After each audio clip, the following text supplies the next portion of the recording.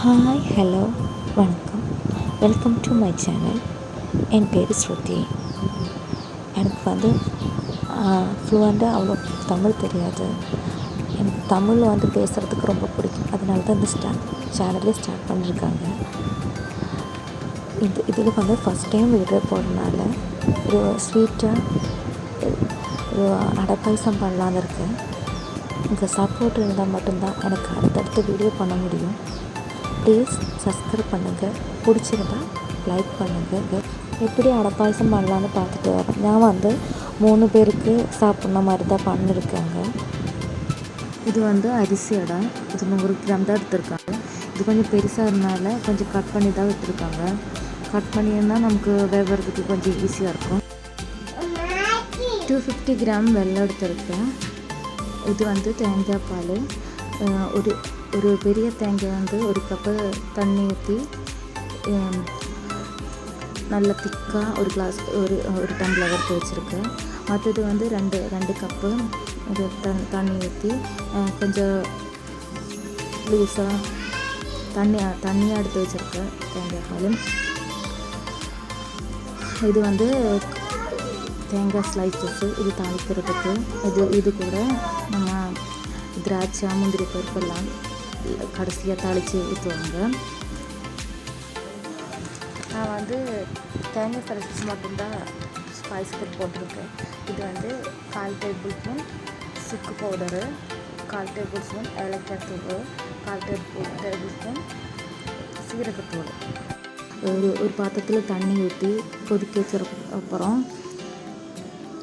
அதில் நம்ம எடுத்து வச்சுருக்க அந்த அடை இருக்குல்ல அது போட்டுட்டு நல்லா கொதிக்க விடணும். 20லேருந்து 25 நிமிஷம் வரைக்கும் நல்லா கொதிக்க விடணும்.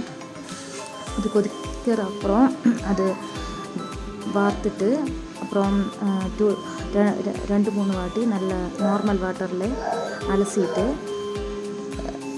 எடுத்து வச்சுருக்கேன். அதுக்கப்புறம் நம்ம எடுத்து வச்சுருக்க வெல்லம் இருக்குல்ல அது 1 கப்பு தண்ணி நல்லா மெல்ட் ஆன வரைக்கும் அது மிக்ஸ் பண்ணிவிட்டு கொஞ்சம் லோ ஃப்ளேமில் வச்சுட்டோங்க. அது ரொம்ப மெல்ட் ஆக வேண்டாம், நல்லா கட்டியாக வர வேண்டாம், கொஞ்சம் மெல்ட் ஆன வரைக்கும். அதுக்கப்புறம் எடுத்து ஸ்டவ் ஆஃப் பண்ணிவிடுங்க. இந்த மாதிரி இருந்தாலே போதும். இப்போ ஸ்டவ் ஆஃப் பண்ணிவிடுங்க. ஆஃப் பண்ணிவிட்டு அது கொஞ்சம் ஆற விட்டுருங்க.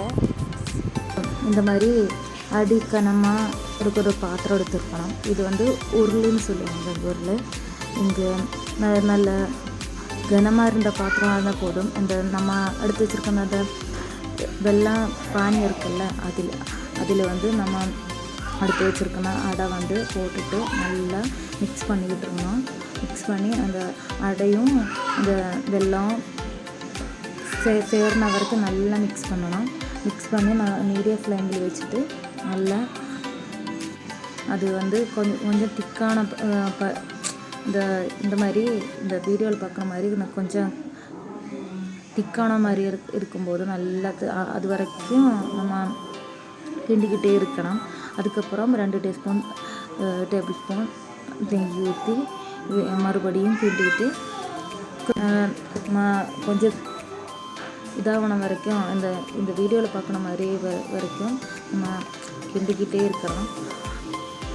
அதுக்கப்புறம் நம்ம எடுத்து வச்சுருக்கோன்னா அந்த தேங்காய் பால் ஃபஸ்ட்டு பால் இருக்குல்ல, செகண்ட் பால் இருக்குல்ல, செகண்ட் பால் அது தண்ணி எடுத்து வச்சுருக்கல அந்த பால் ஊற்றணும். ஊற்றிட்டு நல்லா கொதிக்க வரணும். நம்ம கிண்டிக்கிட்டே இருக்கணும். இந்த சைடெல்லாம் இதாகாமல் அடியிலெல்லாம் பிடிக்காமல் நல்லா கிண்டிக்கிட்டே இருக்கணும். கிண்டிக்கிட்டு இந்த ஸ்டேஜுக்கு வர வரைக்கும் கிண்டிக்கிட்டு நல்லா திக்காக வர்ற வரைக்கும் இருக்கணும். அதுக்கப்புறம் நம்ம ஜிஞ்சர் சுக்கு பொடி, ஏலக்காய் தூள், அதுக்கப்புறம் நம்ம சீரகத்தூள் எல்லாமே போட்டுட்டு மறுபடியும் மிக்ஸ் பண்ணணும்.